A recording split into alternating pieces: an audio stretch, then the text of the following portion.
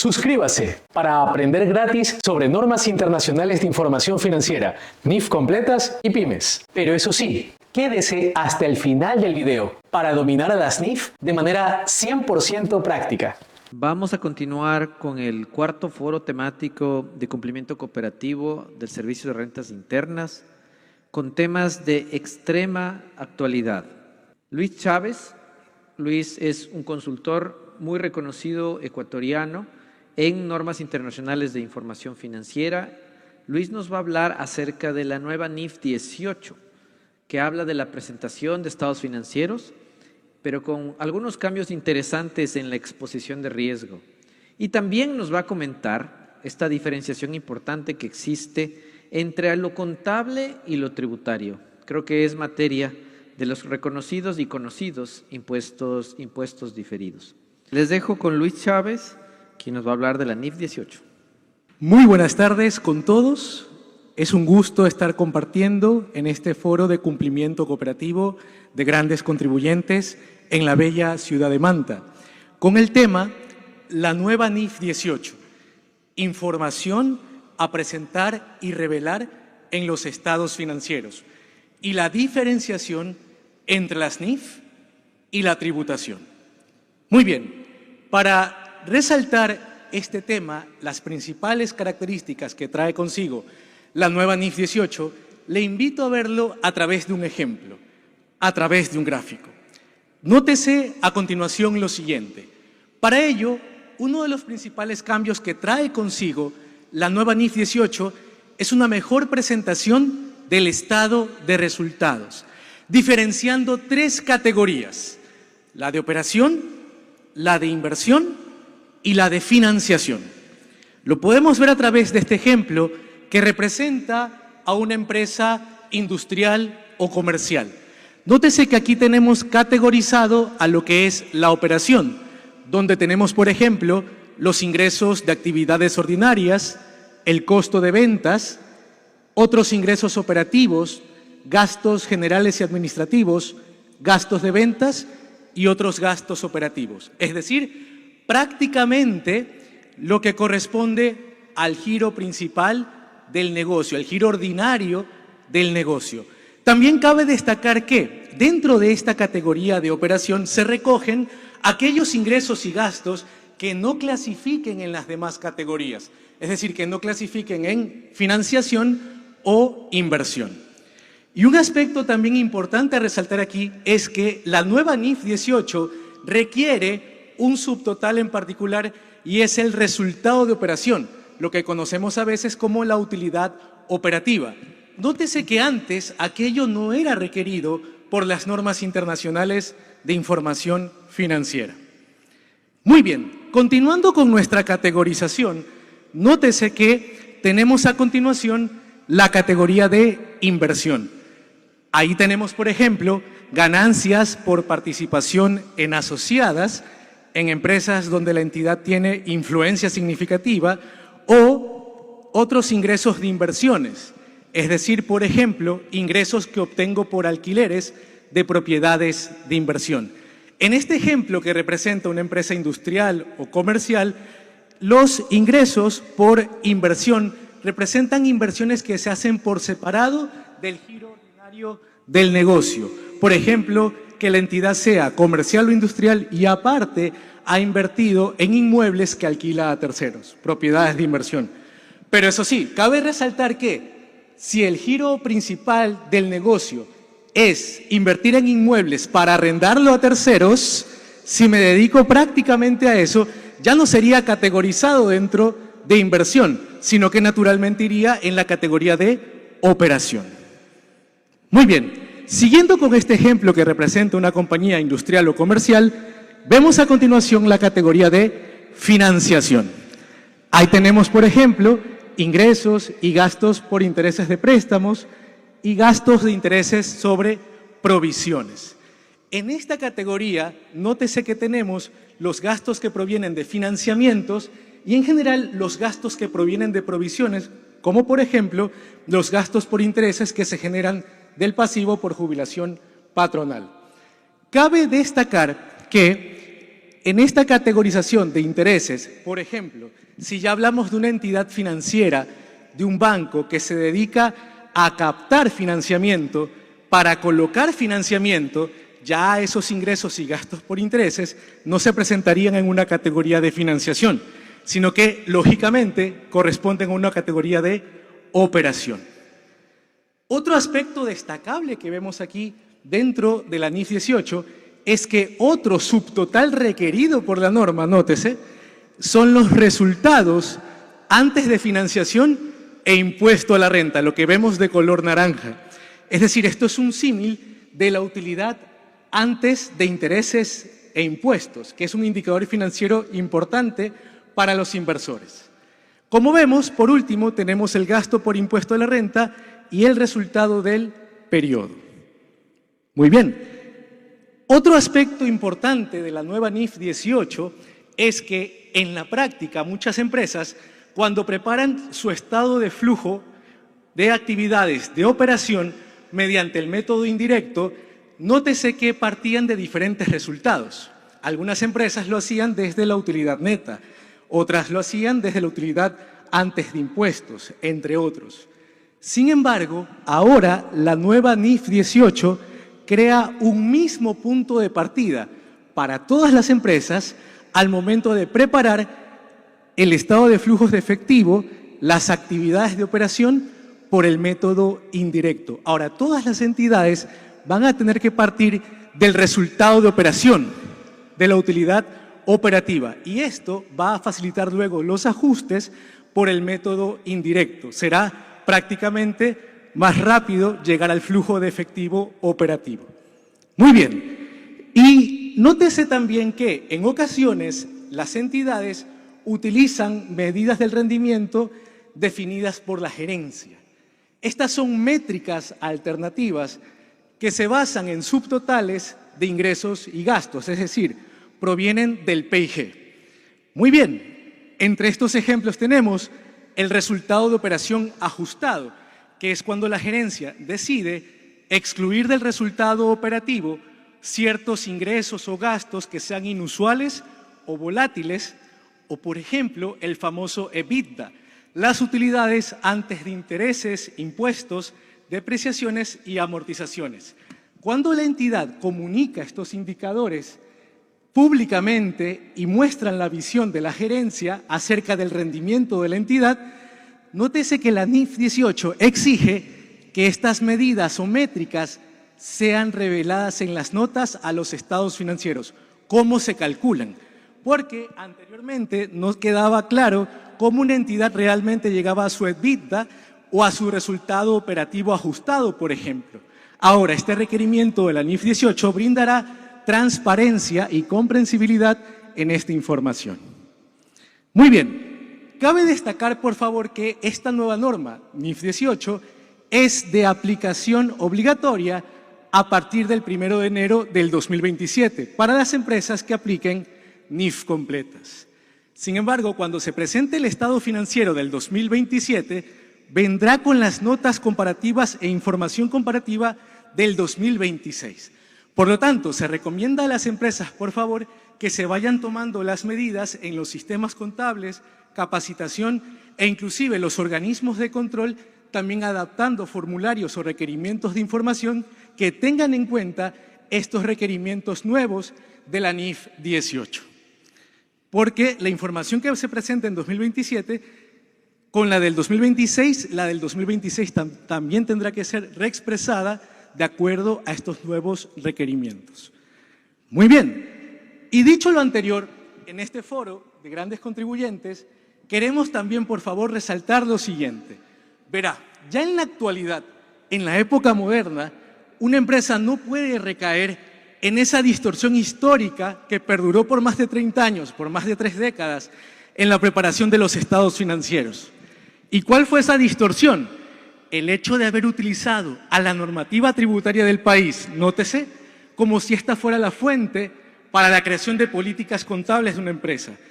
Y dichas políticas contables, erróneamente basadas en normativa tributaria, el haberse generado el estado financiero.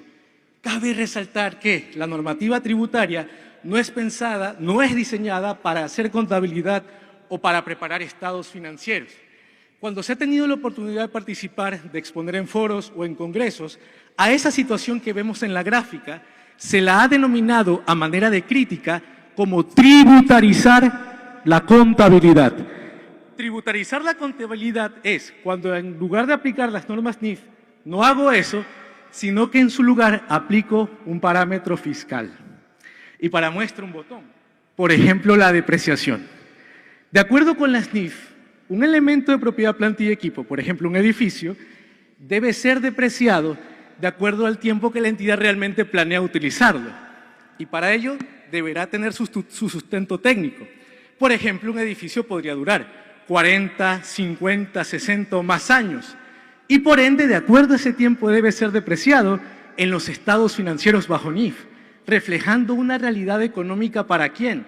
Para accionistas, inversores, bancos, prestamistas, es decir, proveedores de capital, realidad económica pura y dura.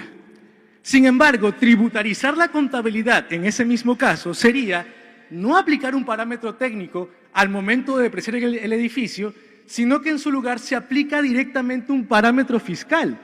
Por ejemplo, el 5% anual, lo cual equivaldría que al cabo de 20 años ese edificio estará en un valor de 0 o en un valor residual, cuando a ese mismo edificio en la vida real todavía le quedan 20 o 30 o 40 años más de vida útil.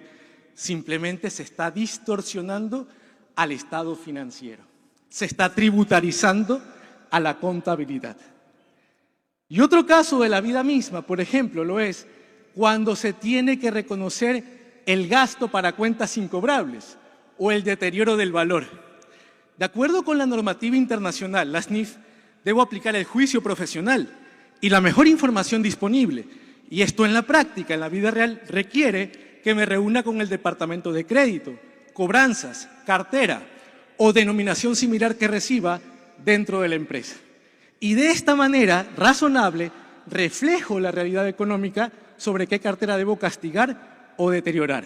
Realidad económica pura y dura, información útil para proveedores de capital. Sin embargo, tributarizar la contabilidad en esa misma situación sería que, en lugar de reunirme con cobranzas, no hago eso, sino que aplico directamente un parámetro fiscal. Por ejemplo, el 1% de la cartera generada en el año y pendiente un decobro. Y la pregunta ahí es, ¿y qué tiene que ver eso con la realidad económica de la empresa? Simplemente se estaría malogrando al estado financiero. Por lo tanto, nótese a continuación esta concepción correcta en la preparación de estados financieros. Si nuestro objetivo, nótese, si nuestro goal es presentar un estado financiero que refleje la realidad económica, que sea útil a accionistas, inversores, bancos, prestamistas, aplico una normativa internacional que fue creada y diseñada para ello, para hacer contabilidad, para emitir estados financieros, como lo son en Ecuador las NIF completas y NIF para pymes. Ahora bien, cualquier otro uso que luego se le quiera dar a ese estado financiero debe entenderse, por favor, que es un uso secundario o un uso extraoficial. Por ejemplo, cuando a ese estado financiero bajo NIF, aparte, digámoslo así, se utiliza como punto de partida o como referencia para empezar a determinar la base imponible del impuesto a la renta. Debe entenderse que el estado financiero bajo NIF no es diseñado a nivel mundial para ir a tributar, pero si una administración tributaria lo utiliza como punto de partida para empezar a determinar la base imponible, aquella edición o reajuste del resultado contable debe entenderse que se hará a través de una herramienta extracontable que es la conciliación tributaria, una herramienta extracontable que está autocontenida en los propios formularios para declarar el impuesto a la renta. Y ahí entonces se aplicará lo que establezca la normativa tributaria del país, como se indica en el gráfico, y se obtendrá el respectivo impuesto a pagar. La normativa tributaria hace ajustes a nivel de la conciliación tributaria, ajustes positivos o negativos, básicamente en función de lo que permita o prohíba la normativa tributaria vigente del país. Nótese que en este contexto, quien les habla tuvo el gusto y el honor de colaborar con el SRI como experto nacional de control tributario en la implementación de impuestos diferidos y el diseño del formulario 101. En aquel entonces, dentro del SRI, reconocimos prácticamente más de 24 casos de impuestos diferidos y se inició con una reforma tributaria donde se aprobaron 9 casos y progresivamente el SRI ha cumplido su promesa en las reformas tributarias siguientes de ir agregando más conceptos de impuestos diferidos. Aunque el impuesto diferido técnicamente es un concepto contable financiero para indicar a los proveedores de capital los efectos tributarios futuros, el SRI lo refuerza a través también de la normativa tributaria. Muy bien, de esta manera, juntos podemos lograr este cambio de paradigma en nuestra apasionante profesión. Esta diferenciación entre cumplir con las NIF y también cumplir con la normativa tributaria. Se puede, se logra a través del uso de la conciliación tributaria y de la contabilización de los impuestos diferidos que por ello se generan.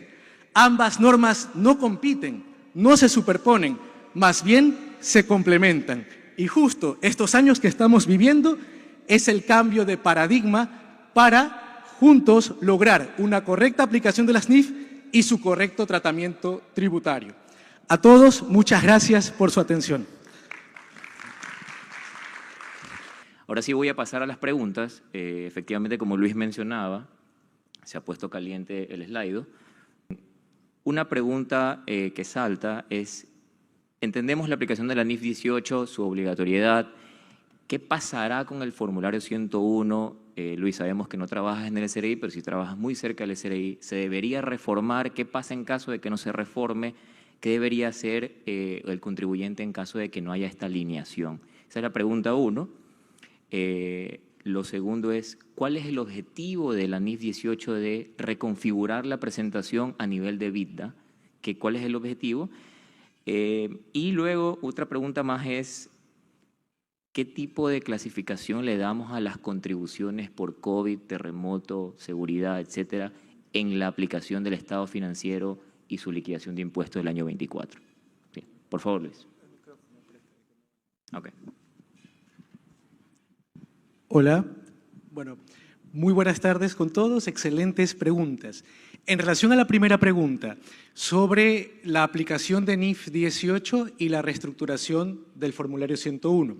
Bueno, en particular, la NIF 18 brinda una mejor presentación para proveedores de capital, es decir, un público accionista, inversionista, bancos similares. Ahora bien, debe entenderse que entre la preparación de información financiera, que es para proveedores de capital, y que luego esta información va a ser suministrada a organismos de control, para facilitar el envío de la información, para mapear adecuadamente la información, se sugiere que las administraciones tributarias y otros organismos de control readecúen justamente la presentación del formulario para que pueda reducir costos al momento de tener que tomar toda esta información y plantearlos en los formularios, ya sea del organismo de control societario o del organismo de control tributario. Aquello facilitará también la presentación de información a organismos de control. Y para ello, pues, con todo gusto, cuente también con nuestra colaboración para reestructurar este formulario de acuerdo a los nuevos requerimientos de las normas internacionales. En relación a la segunda pregunta, el EBITDA, este es un tema de finanzas corporativas. El EBITDA, que es definido como utilidades antes de intereses, impuestos, depreciaciones y amortizaciones, nótese que ahora la NIF 18 trae consigo un nuevo indicador financiero, es una innovación a partir de la NIF 18 que tiene como objetivo regularizar el tema del EBITDA. Y este nuevo indicador financiero en materia de finanzas corporativas, en inglés recibe las siglas de OPDAI, Operating Profit Before Depreciation, Amortizations and Impairments. Es decir, ahora lo especifica como la utilidad operativa antes de depreciaciones, amortizaciones y deterioros. Y esto es importantísimo porque cuando se hace valoración de empresas o análisis financiero, cuando uno toma el criterio de hace más de 30 años atrás, que era el EBITDA, parecía ser que solo se excluía depreciación y amortización. Pero hay otros gastos o pérdidas similares en la contabilidad bajo NIF que parecen una depreciación, tienen un significado parecido a la depreciación, como una pérdida por deterioro de la NIC 36. Entonces, la NIF 18 sí hace aclaración que esas pérdidas por deterioro que provienen de la NIC 36 se excluyan al momento de calcular este indicador que simula al EBITDA. Y con respecto a la contribución, verá, esto debemos tener en cuenta las definiciones de NIC 12 y sección 29.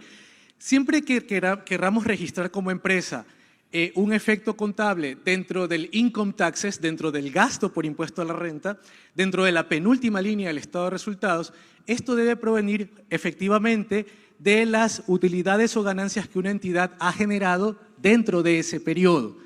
Esto es efectivamente un income taxes, o sea, un impuesto a las ganancias que surge de ese periodo. Entonces, lo que pasa es que pueden haber otros tipos de tributos que no son técnicamente hablando income taxes, que pueden tener como referencia el cálculo de una utilidad de un periodo anterior, pero no es ciertamente un income taxes del periodo o del año por definición en NIC 12 o sección 29. Lo que pasa es que parecería pretenderse vincularlo porque proviene de una utilidad, pero es una referencia de años anteriores. Estos otros tipos de impuestos que no tienen que ver con la utilidad o la ganancia del año, que no es un income taxes a nivel técnico, más bien deben ser tratados con otra norma internacional que es la CINIF 21 o IFRIC 21, que es de gravámenes, que se correlaciona con la NIC 37 en NIF completas y prácticamente debe contabilizarse como un gasto aparte y especificarse en notas como justamente fue calculado, pero no es una penúltima línea del estado de resultados como el gasto por impuesto a las ganancias. Muchas gracias, Luis. Nos da muchísima claridad